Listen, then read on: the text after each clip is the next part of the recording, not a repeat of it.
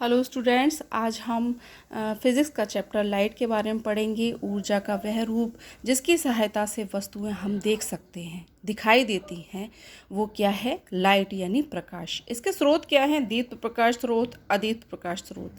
दीप्त प्रकाश स्रोत स्वयं प्रकाश देते हैं, यानी कि किसी माध्यम से नहीं, उनका खुद का प्रकाश होता है, जैसे सूर्य, तारे, विद्युत बल्ब। अदीप्त प्रकाश स्रोत प्रकाश को परावर्तित कर प्रकाश देते हैं, जैसे कि एग्जाम्पल है चंद्रमा, कांच। यानी इनका खुद का प्रकाश नहीं होता, ये दूसरे माध्यम से हमारे नेत्रों तक प्रकाश पहुंचाते हैं और ये आभास कराते हैं कि ये इनका प्रकाश है। प्रकाशिक माध्यम देखें तो इसका है पारदर्शक, पारभासक, अपारदर्शक।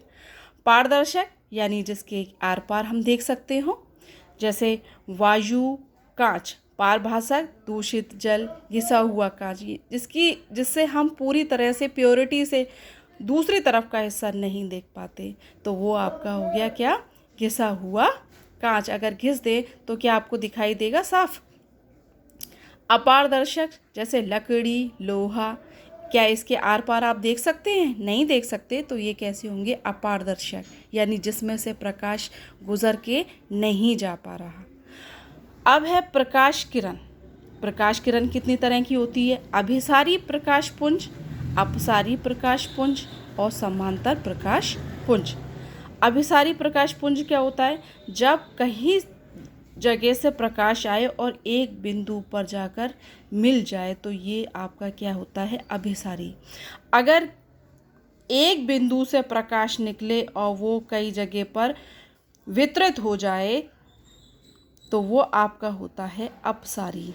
और अगर प्रकाश सीधे सीधे क्रम में, उसकी प्रकाश की किरणें सीधी सीधी जाएं, एक दूसरे से टकराए नहीं, सीधी गुजर जाए, तो वो आपका होता है समांतर प्रकाश पुंज, यानी ये किसी बिंदु पर मिल नहीं रही। इसके बाद हम पढ़ते हैं प्रकाश परावर्तन। जब प्रकाश किसी चिकनी व पॉलिशदार सतह पर आपतित होता है, यानी टकराता है, तो उसका अधिकांश भाग सतह से टकराकर उसी माध्यम में लौट जाता है। जैसे कि हमने एक समतल कांच लिया और इधर हमने क्या दर्पण पर क्या कर दिया? पॉलिश कर दी, कांच पर पॉलिश कर दी एक तरफ, और ये हिस्सा जो है इसका चिकना है। इससे क्या आएगी कि जैसे प्रकाश आया, प्रकाश टकराया और टकराने के बाद क्या होगा? ये सीधे उसी माध्यम में वापस लौट जाएगा। तो ये क्या हुआ? प्रकाश का परावर्तन हो गया। इसके दो नियम होते हैं, प्रथम नियम, द्वितीय नियम। प्रथम नियम, आपतित किरण, परावर्तित किरण, आपतन बिंदु एक ही तल में होते हैं। ये तो आपकी हो गई क्या? आपतित किरण। आपतित किरण, और ये हो गई आपकी परावर्तित किरण। अब ये आपतित किरण और परावर्तित किरण अभिलंब, ये हो गया, और ये आपका हो गया आपतन बिंदु। ये तीनों जो हैं वो किस में है? एक ही माध्यम है। क्या इस तरफ है? नहीं है ना, तो ये माध्यम क्या हुआ आपका? एक हुआ। अब द्वितीय नियम देखें, कोण आई तथा कोण आर बराबर होते हैं। अब इसमें जो आपतन कोण है और ये आपका क्या है? परावर्तन कोण, ये दोनों कैसे होंगे? इक्वल होंगे, बिल्कुल बराबर। जो इसका मान होगा वही इसका मान होगा। अब आते हैं हम प्रतिबिंब पर। वास्तविक और आभासी। वास्तविक पर्दे पर प्राप्त हो जाता है, वो कैसा होता है? वास्तविक यानी रियल में बन रहा है। परावर्तन किरणें वास्तव में मिलती हैं।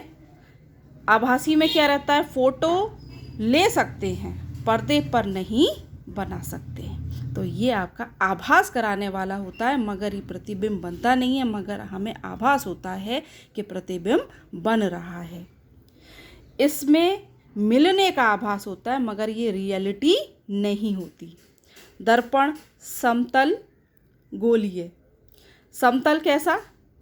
एक चपटा, एक बिल्कुल आपका स्ट्रेट हो और उसकी एक तरफ हम पॉलिश कर दें और किरण टकरा कर फिर निकल जाए, तो ये कैसा होगा आपका? स्ट्रेट, एकदम सीधी लाइन, तो ये समतल। गोलीय, जैसे कि आपने गोल कांच की खोखली बॉल ले ली और उसके हमने क्या किया? बाहर उसको काट दिया आधा।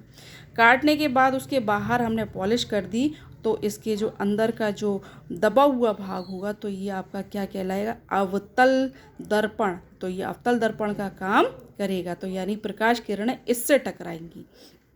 इसी तरह से उत्तल, अगर हमने बॉल ली और अंदर पॉलिश कर दी, काटने के बाद क्या किया, अंदर पॉलिश कर दी और बाहर से प्रकाश टकराने लगी, तो ये हमारा क्या कहलाएगा, उत्तल गोलीय दर्पण। दर्पण का सूत्र जो है क्या है, I1/F is equal to 1/U plus 1/V। इसी से आपको कई बार है ना ज़्यादातर न्यूमेरिकल जो आते हैं, एक तो लेंस का सूत्र और दर्पण का सूत्र से सारे अधिकतर एक क्वेश्चन इसका बनता ही बनता है हर एग्ज़ाम में। तो ये आप सूत्र इसका और लेंस का ज़रूर याद कर लीजिएगा कि 1/F is equal to 1/U plus 1/V। इसमें तो प्लस आता है दर्पण में और लेंस में माइनस आता है, इस बात को आप याद रखिएगा, बस इसमें यही डिफरेंस है।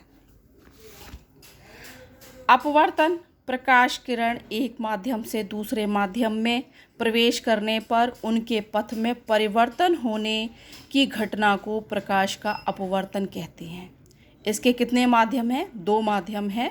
नंबर 1, विरल से सघन में, यानी कि विरल माध्यम से सघन माध्यम में जाए, जैसे कि वायु आपका कैसा माध्यम हो गया, विरल माध्यम हो गया, और एक किसी कांच में प्रवेश कर रही है तो कांच कैसा हो गया आपका, सघन माध्यम, या पानी में प्रवेश कर रही है तो ये आपका क्या हो गया, सघन माध्यम। अब इसमें क्या बताया गया कि जैसे कि आपतित किरण आई और ये अभिलंब है, तो आपतित किरण जब विरल माध्यम से जाती है सघन माध्यम में तो वो अभिलंब की तरफ मुड़ जाती है, यानी कि और पास आ जाती है। तो अपवर्तित किरण कैसी हो जाती है, थोड़ी सी मुड़ जाती है, अभिलंब की तरफ मुड़ जाती है, झुक जाती है। तो ये आपका विरल से सघन में हो गया। अब हम आते हैं सघन से विरल में। सघन से विरल में आए, जब आपतित किरण आती है तो अभिलंब से ये कैसे हो जाती है, यानी कि और दूर हो जाती है। अगर कांच से ये किरण निकलेगी तो कहाँ जाएगी, अभिलंब से थोड़ा और दूर हट जाएगी, यानी इधर आनी थी, इधर आने की बजाय कहाँ चली जाएगी, थोड़ा सा अभिलंब से और दूर हट के चली जाएगी। तो ये आपकी सघन से विरल में आपतित किरण जब अपवर्तित किरण में बदलती है तो ये चेंजेस आते हैं। इसके बाद आता है हमारा अपवर्तन के नियम, प्रथम और द्वितीय। इसके भी 2 नियम है जो हमने करा। अपवर्तन के प्रथम नियम के अनुसार आपतित किरण, अपवर्तित किरण तथा आपतन बिंदु पर अभिलंब तीनों एक ही तल में होते हैं। द्वितीय नियम, किन्हीं 2 माध्यमों के लिए आपतन कोण की ज्या तथा अपवर्तन कोण आर की ज्या का अनुपात नियतांक होता है, ये स्नेल का नियम है। sin I/sin R is equal to नियतांक। ठीक है, इसके आगे का मैं आपको नेक्स्ट वीडियो में पढ़ाऊँगी।